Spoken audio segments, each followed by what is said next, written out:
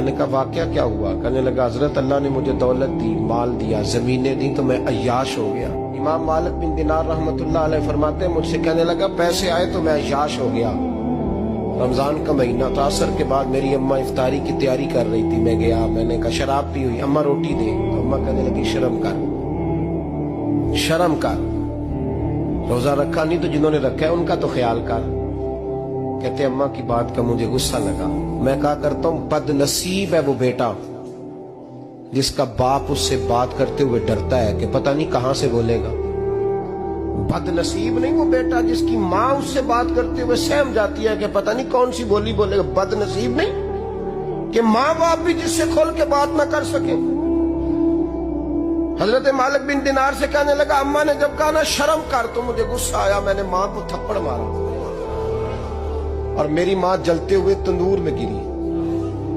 لوگوں نے مجھے پکڑ کے اندر بند کر دیا کمرے میں، ساری رات میں شور سنتا رہا پر نشے میں دھوت رہا۔ سویرے آنکھ کھلی تو میری بیوی بیگ باندھ رہی تھی۔ میں نے کہا کہاں جا رہی ہو؟ کہنے لگی جو ماں کا نہیں بنا میرا کیسے بنے گا؟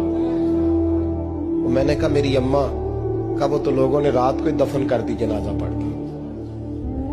تڑپ کے کہنے لگا مجھے کیوں نہیں بتایا؟ تو کہتے ہیں لوگ کہنے لگے تیری مرتی ہوئی ماں کہہ گئی تھی اسے میرا منہ نہ دیکھنے دینا، میرے جنازے کے قریب نہ آئے۔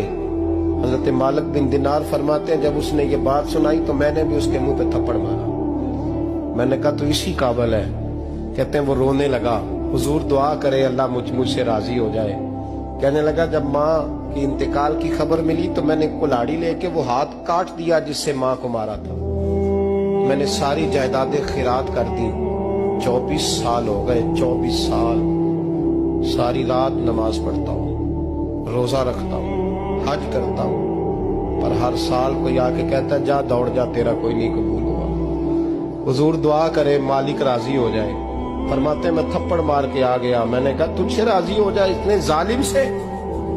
امام مالک فرماتے رات کو آ کے سویا تو مجھے خواب میں رسول پاک کا دیدار ہوا۔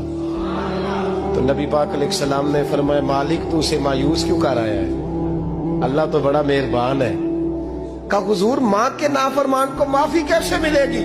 تو امام مالک فرمانے لگے نبی کریم نے فرمایا جا اسے جا کے بتا دے تجھے قیامت میں تیری ماں کی وجہ سے بخش دیا جائے گا۔ کہا حضور اماں کی وجہ سے کس طرح؟ تو محبوب فرمانے لگے اس کی ماں قیامت میں اس کے خلاف مقدمہ دائر کرے گی رب کریم کی عدالت میں، اے اللہ میں نے 9 ماہ پیٹ میں رکھا، درد سہ کے اسے جنا، جگر کا خون